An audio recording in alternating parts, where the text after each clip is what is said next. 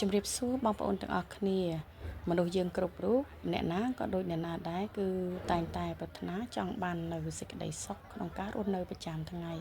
ក៏ប៉ុន្តែបងប្អូនមួយចំនួនគាត់មើលរំលងការសន្សំនៅអំពើល្អដែលយើងធ្វើជារឿយជាប្រចាំនោះចាហើយបងប្អូនខ្លះទៀតទោះបីយើងមិនមានលទ្ធភាពមានលុយធ្វើបុណ្យធ្វើទានច្រើនក៏ប៉ុន្តែបងប្អូនអាចធ្វើបុណ្យធ្វើទានបានតាមរយៈកាយវាចានិងចិត្តរបស់បងប្អូនរៀងខ្លួនបានចាធ្វើបុណ្យដោយកាយនោះគឺមានន័យថា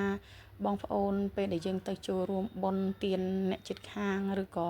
បងប្អូនយើងអញ្ចឹងទោះបីយើងមិនមានលុយកាក់ច្រើនសម្រាប់ចូលរួមជាបច្ច័យក្នុងការធ្វើបុណ្យនោះបងប្អូនគ្រាន់តែទៅជួយចាត់ចែងខ្នះខ្នែងជួយការងារកិច្ចការអីនៅក្នុងពិធីបុណ្យហ្នឹងដោយកម្លាំងកាយរបស់យើងក៏បានបុណ្យដែរបងប្អូនចាឲ្យតែចិត្តយើងត្រេកអរជ្រះថ្លានឹងទង្វើដែលយើងបានធ្វើនឹងចូលរួមនេះហើយមួយវិញទៀតការធ្វើបុណ្យដោយវាចាសម្ដីចាសម្ដីរបស់យើងគឺពោពេញទៅដោយគេហៅថាចូលចិត្តនិយាយពាក្យអ្វីដែលពិតពាក្យអ្វីដែលមានប្រយោជន៍ពីរោះពិសា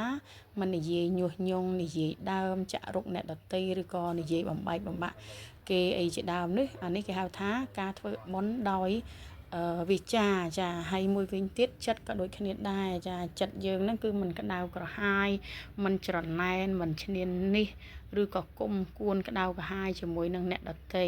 ចាទាំង3ចំណុចនេះទោះបីបងប្អូនមិនមានលុយកាក់សម្រាប់ធ្វើបុណ្យធ្វើទានបានច្រើនក៏ពិតមែនតែបើបងប្អូនធ្វើដោយចេញពីចិត្តកាយវិចានិងចិត្តទាំង3មុខនេះណាធ្វើដូចខ្ញុំបានរៀបរាប់ពីខាងដើមនេះបងប្អូននេះគឺគេហៅថាជាទុនមួយជាហេតុមួយដែលបងប្អូនអាចនឹងសន្សំនៅសេចក្តីសុខគេថាបដោះពូជនៃសេចក្តីសុខណាបងប្អូនក៏ប៉ុន្តែមួយវិញទៀតខ្ញុំចង់និយាយថាក្នុងការធ្វើសេចក្តីល្អនេះទៀតសោតក៏យើងត្រូវតែធ្វើមើលទៅលើមនុស្សដែរចាមនុស្សខ្លះយើងធ្វើល្អទៅបែរជានាំទុក្ខទោសដាក់ដល់យើងវិញចាអញ្ចឹងការធ្វើអំពើល្អទៅជាមួយមនុស្សផងគ្នានេះក៏យើងប្រើបញ្ញារបស់យើងថាតើមនុស្សណាដែលយើងត្រូវធ្វើអំពើល្អហើយមនុស្សប្រភេទណាដែលយើងមិនត្រូវតបតឬក៏មិនត្រូវទៅក្បែរចាទាំងអស់នេះដូចខ្ញុំបានរៀបរាប់ហ្នឹងការធ្វើបុណ្យដោយកាយវិចារនិងចិត្តនេះទោះបីយើងមិនមានលុយច្រើនសម្រាប់ធ្វើបុណ្យធ្វើទានក៏ប៉ុន្តែយើងអាចសន្សំនៅ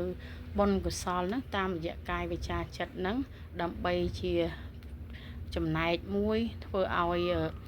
ជីវិតរបស់យើងនឹងបណ្ដោះពូជនៅសេចក្តីសុខនៅក្នុងជីវិតឲ្យបានច្រើនចាអរគុណពុកម៉ែបងប្អូននេះគ្រាន់តែជាបទពិសោធន៍ដែលខ្ញុំតែងតែសន្សំនឹងបានអនុវត្តមកជារឿយហើយជីវិតយើងមានសេចក្តីសុខនឹងគឺចិត្ត